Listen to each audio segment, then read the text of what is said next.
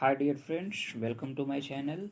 आज के सेशन में हम समझेंगे इंडिया 2025 की जो बुक आई है। आई थिंक ये बहुत ही इम्पॉर्टेंट बुक है यूपीएससी सीएसई 2025 के लिए। तो आई थिंक आपको ज़रूर ये बुक्स को प्रेफर करना चाहिए। और लास्ट टाइम आप देखेंगे तो लास्ट ईयर या फिर उसके लास्ट ईयर आप देखेंगे तो यहाँ से मोस्टली क्वेश्चन पूछे जाते हैं और ये बहुत ही इम्पॉर्टेंट बुक है। आप ज़रूर इसको एनालाइज करें और इसके थीम को समझें। एंड इसकी रिलेवेंटी जब आप देखेंगे तो लास्ट टाइम जो वेटेज था आई थिंक 20 अप्रॉक्सीमेट क्वेश्चन यहाँ से आए हुए हैं। तो 20 क्वेश्चन बहुत बड़ा फैक्टर होता है प्रीलिम्स क्वालिफाई के लिए।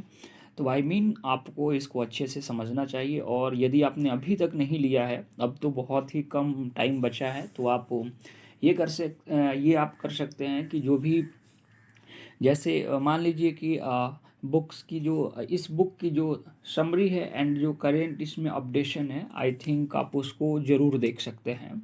बट अगर आप इस चैनल से जुड़ते हैं मेरे चैनल से, तो यहाँ पे मोस्टली जो इम्पोर्टेंट सेक्शन है जैसे स्टैटिक्स वाला तो आप इभुन कर लिए होंगे, बट जो अपडेशन है वो यहाँ पे आपको ज़रूर मिल जाएगा। तो फ्रेंड्स, आप चैनल पे नए हैं तो ज़रूर आप इस चैनल को सब्सक्राइब कर लीजिए। और यहाँ पे यूपीएससी जो ये बुक्स है भारत 2025, यहाँ से मोस्टली जो आपके सेक्शन है वो कंप्लीट होंगे। तो आप ज़रूर सब्सक्राइब और लाइक और शेयर ज़रूर कर दें। ओके फ्रेंड्स, तो आज इस सेशन में हम समझेंगे, आप यहाँ पे देख सकते हैं फर्स्ट चैप्टर है भारत भूमि और उसके निवासी। तो आइए सबसे पहले इसमें क्या जानकारी हमें लेना है वो इम्पॉर्टेंट है। जैसे आप यहाँ पे देखेंगे तो सबसे पहले कि भारत की जो मान लीजिए कि एक्चुअल लोकेशन है, स्थिति है, भारत क्या है एक्चुअल में, तो वो चीज़ें सब आपको यहाँ पे मिलेगा। तो आई थिंक मैं आपको बता दूं कि आप एनसीईआरटी की क्लास अगर 9th की और 11th का आपने चैप्टर किया होगा तो आई थिंक वहाँ से बन जाएगा कि भारत की स्थिति क्या है, आकृति क्या है। उसके रेफरेंस में यहाँ पे बातें दी गई है जो कि प्योर आपका एस्थेटिक्स है। तो एस्थेटिक पोर्शन को हम लोग ज़्यादा नहीं देखेंगे, क्योंकि ये तो मैं ये मान के चलता हूँ कि आई मीन आप ये कर लिए होंगे। इनफैक्ट ये तो आपको पहले से प्रिपेयर होना चाहिए। वही दिया है आपका, लेंथ वगैरह दिया है, भारत की स्थिति कहाँ है, इसका वर्ग कितना है। एंड अगर हम बात करें तो भौगोलिक पृष्ठभूमि की बात करें तो वही भारत की सीमा उत्तर पश्चिम में अफगानिस्तान तथा पाकिस्तान। तो ये सब लोकेशन आपको इनफैक्ट पता होना चाहिए। और आप स्टेटिक्स को आप लेके चलिए, राइट। तो ये भौगोलिक जो पृष्ठभूमि है, आई मीन आप 9th और 11th की एनसीईआरटी से यदि आपने नहीं पढ़ा है तो आपको पढ़ लेना चाहिए वहाँ से। प्राकृतिक संरचना भी आपके स्टैटिक पोर्शन है, आपको ये भी वहाँ से कंप्लीट कर लेना है। न कि फिर एक एक, तो अगर हम इस तरह से एक एक टॉपिक लेके चले तो वीडियोस भी बहुत लॉन्ग होगी एंड फिर बहुत बर्डन टाइप का भी लगेगा और उतना आपके पास टाइम भी नहीं है। तो फ्रेंड्स, मेरा ये सुझाव है कि ज़रूर आप जो जो टॉपिक दिया है उसके स्टैटिक्स पोर्शन को पढ़ ले, तो वो ज़्यादा इम्पॉर्टेंट होगा। और आपने जो समराइज़ किया हुआ है, आपकी जो सिनॉप्सिस बनी हुई है, आप उसको ज़्यादा से ज़्यादा मल्टीपल टाइम रिवीजन कीजिए, सबसे इम्पॉर्टेंट है। तो फिर हम इसमें पढ़ेंगे क्या, तो उस पर हम विचार विमर्श करते हैं। जैसे आप यहाँ देखेंगे क्लाइमेट, राइट, जलवायु ऋतुएं, तो आप इसको एक बार एक नज़र देख लेंगे। हालांकि ये सारे टॉपिक्स आपके स्टैटिक्स के हैं, 11th की एनसीईआरटी आप देखेंगे तो वहाँ पे सारे टॉपिक्स आपको मिल जाएंगे। ठीक है, यहाँ पे देखेंगे सर्दी, मानसून, पूर्वी या गर्मी, मानसून, राइट। जीव संसाधन को आप यहाँ पे देखेंगे तो ये आई मीन ये पढ़ने वाला है, आप इसको यहाँ से पढ़ सकते हैं। जैसे भारत दुनिया में सबसे बड़े जैव विविधता वाले देशों में से एक है। यहाँ अद्वितीय जैव भौगोलिक स्थानों संबंधी विविधताओं और गहरे समुद्र से लेकर हिमालय के उच्च पर्वतीय श्रृंखलाओं में पारिस्थितिकी तंत्रों का विस्तृत व्यूह रचनाएं हैं। जैसे यहाँ पे दिया हुआ है, पर्यावरण वन जलवायु परिवर्तन मंत्रालय के अधीन भारतीय प्राणी सर्वेक्षण 109 वर्ष पुराना संगठन है जो प्रोटोजोआ से लेकर स्तनधारी जीवों तक देश के सभी जीव संसाधनों की एक सूची बनाता है। तो मोस्टली यहाँ पे आप फैक्चुअल चीज़ों को यहाँ पे आप जान पाएंगे। फिर अगेन आप देखेंगे कोलकाता में जेएसआई का मुख्यालय और देश भर में इसके 16 क्षेत्रीय केंद्र है जो विभिन्न पारिस्थितिकी तंत्रों में मौजूद भारतीय जीव संरक्षित क्षेत्रों का अध्ययन कर रहे हैं। तो कुल मिलाकर जो स्पीसीज है भारत में, आप यहाँ पे देखेंगे कितना दस्तावेज को तैयार किया गया है। तो ये कुछ आप यहाँ पे पढ़ सकते हैं कि स्पीसीज की संख्या की कितनी दी गई है। तो इनफैक्ट अगर यहाँ पे क्वेश्चन आ जाए कि क्रमानुसार सजाए स्पीसीज को, तो मुझे लगता है मीन कि वो क्वेश्चन यहाँ से बनने की संभावनाएं हो सकती हैं। तो आपको देख लेना है। वैसे डेटा वगैरह आपको तो याद नहीं करना है, बट वही चीज़ें हैं कि आपको एक बार ज़रूर क्रम में देख लेना है। तो अगर मैं बात करूँ तो आप यहाँ पे देख सकते हैं जिसमें हिमालय में 30,377 प्रजातियाँ, ट्रांस हिमालय में उससे कम है, राइट। एंड अगर द्वीपों में बात करें तो 11,009 प्रजातियाँ है। उत्तर पूर्व में 18,527 प्रजातियाँ है। रेगिस्तान में यहाँ पे समथिंग दिया हुआ है। तो आपको यहाँ से ये करना है कि आप एक ऑर्डर पेयर में इसको लिख सकते हैं, इस वाले सेक्शन को। और वो चीज़ें पता होना चाहिए कि ट्रांस हिमालय में, या फिर अगर मैं बात करूँ तो उत्तर पूर्व हिमालय की बात करें, राइट। तो ये आप स्पीसीज़ का एक क्रम यहाँ से, ये एक प्रोबेबली है कि यहाँ से वो चीज़ें बन सकती है। तो आई मीन आपको ये बातें समझ में आई होगी कि स्पीसीज़ को लेकर आपको ज़रूर एक क्रम में सजा लेना है और बना लेना है। इनफैक्ट अगर अगर इस तरह के क्वेश्चन बने तो आपसे मिस ना हो। एंड आप देखेंगे उसके बारे में ही पूरी ये टिप्पणी की गई है। इसके अलावा आप सेंसस को देख सकते हैं, सेंसस के बारे में भी दिया गया है। जैसे लास्ट टाइम जो क्वेश्चन था आप देखेंगे जो मृत्यु दर को लेकर था, राइट। तो वो भी इम्पॉर्टेंट हो जाता है कि कैसे उसको मेजर किया जाता है। हालांकि वो क्वेश्चन आपके 12th के ज्योग्राफी, ह्यूमन ज्योग्राफी से रिलेटेड था, तो आप उसको भी यहाँ पे देख सकते हैं। बट सबसे इम्पॉर्टेंट है कि हम इस सेक्शन में पूरी तरह से जानकारी प्राप्त करेंगे जो नेशनल सिंबल है उसके बारे में, राष्ट्रीय प्रतीक के बारे में हम यहाँ पे पूरी तरह से विस्तृत रूप में जानने का प्रयास करेंगे। जैसे आप यहाँ पे देख सकते हैं भारत का राष्ट्रीय ध्वज तिरंगा है, जिसमें समानांतर 3 रंगों की पट्टियाँ हैं।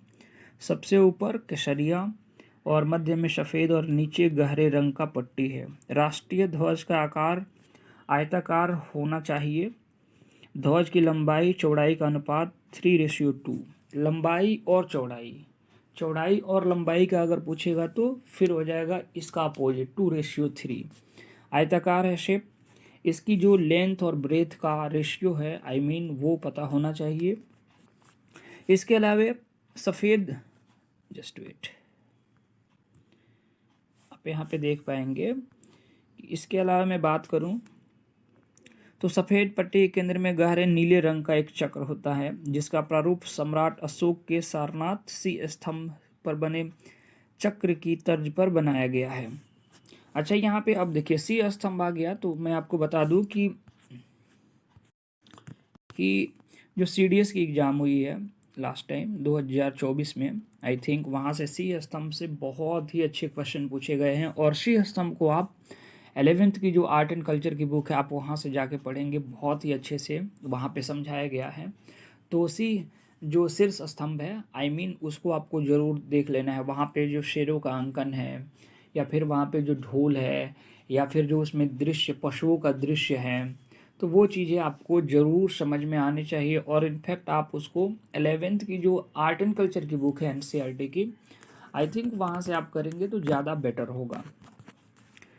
ओके। एंड आप यहाँ पे देख पाएंगे जैसे अशोक चक्र अधिमानतः स्क्रीन प्रिंटेड या फिर प्रिंटेड या उपयुक्त रूप से कढ़ाई किया हुआ होना चाहिए, तथा तिरंगों के बीच सफ़ेद पैनल पर दोनों तरफ से दिखना चाहिए। इसका व्यास सफ़ेद पट्टी की चौड़ाई के समान है और इसमें 24 तिलियाँ हैं। भारत के संविधान ने राष्ट्रीय ध्वज के प्रारूप को 22 जुलाई 1947 को इसे अपनाया था। ओके फ्रेंड्स, तो आप उसको यहाँ से आप कर सकते हैं। Just wait. तो ये वाला सेक्शन आपको समझ में आ गया। एंड नेक्स्ट सेक्शन की बात करें तो सरकार द्वारा समय समय पर गैर संवैधानिक अनुदेशों के अतिरिक्त राष्ट्रीय ध्वज का प्रदर्शन, संप्रतीक और नाम, ठीक है, अधिनियम 1950, ये अधिनियम आपको याद रखना है। और राष्ट्रीय गौरव अपमान निवारण अधिनियम 1971। तो ये आपको दो यहाँ पे इम्पॉर्टेंट जो है आपको एक्ट को ज़रूर ध्यान रखना है।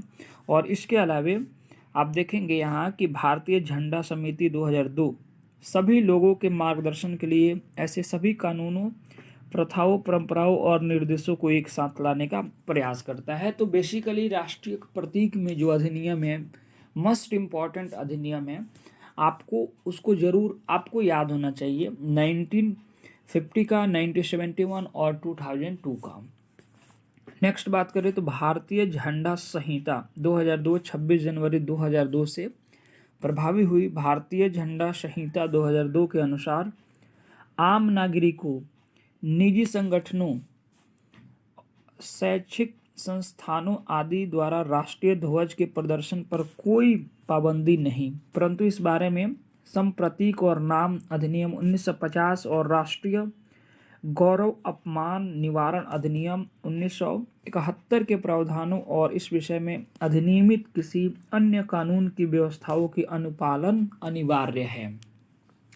तो बेशक आप देखेंगे यहाँ पे तो आम नागरिक इसको फहरा सकता है, निजी संगठन भी, लेकिन उसको नियमावली को ध्यान में रखना होगा। 1950 का और 1971 का जो एक्ट है उसके उसमें जो निर्देश दिए गए हैं उसको फॉलो करना बहुत ही अनिवार्य है। अच्छा, राष्ट्र चिन्ह की बात करें तो भारत का राष्ट्र चिन्ह सारनाथ स्थित आप देखेंगे यहाँ अशोक के सी स्तंभ की अनुकृति है। मूल स्तंभों में शीर्ष पर 4 सिंह है जो एक दूसरे की ओर पीठ किए हुए हैं। इसके नीचे घंटे के आकार के पद्म के ऊपर एक चित्र, बल्लरी में एक हाथी, चौकड़ी भरता हुआ घोड़ा, एक सांड तथा एक सिंह की उभरती हुई मूर्तियां, जिसके बीच बीच में आप यहाँ पे देखेंगे तो चक्र बने हुए हैं। चिकने बलुआ पत्थर के एक एकल ब्लॉक को काटकर बनाए गए स्तंभ, इस स्तंभ पर धर्म चक्र सुशोभित है। तो ये भी एक तरह से बड़ा इंपॉर्टेंट है। मैंने आपको बताया कि सारनाथ का जो शीर्ष है आप जरूर 11th के एनसीईआरटी से आप कर पाएंगे, तो उसमें बहुत ज़्यादा बेटर रूप में दिया हुआ है। आई थिंक आप उसको देखेंगे। आर्ट एंड कल्चर की मैं बात कर रहा हूँ। भारत सरकार द्वारा 26 जनवरी 1950 को अपनाए गए राष्ट्रीय में केवल 3 सिंह दिखाई पड़ते हैं। कितने सिंह? केवल 3 सिंह, जो बीच में धर्म चक्र के साथ शीर्ष पर बैठे हुए हैं, जिसके दाईं ओर एक सांड और बाईं ओर एक चौकड़ी भरता हुआ एक घोड़ा है। दाएं और बाएं छोरों पर अन्य चक्रों के किनारे हैं। घंटाकार पद्म छोड़ दिया गया है और फलक के नीचे मुंडोक उपनिषद का सूत्र सत्यमेव जयते देवनागरी लिपि में अंकित है, जिसका अर्थ है सत्य की ही विजय होती है। तो ये आपको पता होना चाहिए कि वहाँ से क्या लिया गया है, क्या नहीं लिया गया है, ये बड़ा इम्पॉर्टेंट है। तो इस सेशन में हमने जाना राष्ट्रीय प्रतीक के बारे में और भारत के भूमि और निवासी उसके संदर्भ में देखा। मैं अगेन आपको बता दूं कि जो पहला इसमें सेशन है वो पूरी तरह से स्टैटिक्स है, तो आप इसको कर लेंगे। ये चीज़ें आपको, जैसे प्राकृतिक संरचना में आप हिमालयन डिस्ट्रीब्यूशन को देखते हैं या फिर जलवायु क्लाइमेट पढ़ना है, तो आप 11th की एनसीईआरटी से आप इसको कवर कर सकते हैं ज्योग्राफी सेक्शन से। और जो वेजिटेशन की बात है तो वेजिटेशन को आप बेहतर रूपों में करेंगे, क्योंकि यहाँ से क्वेश्चन बनते हैं, तो आप इसको भी अच्छे से करने का प्रयास करेंगे। तो फ्रेंड्स, कहने का मतलब मेरा ये है कि हम उन सेक्शन को ज़्यादा प्रेफर करेंगे जो स्टैटिक्स से थोड़ा हटके हैं और जो लास्ट टाइम कभी ना कभी क्वेश्चन पूछे गए हैं, तो उन सेक्शन को टच करेंगे और फिर जानने का हम प्रयास करेंगे। Okay, thank you.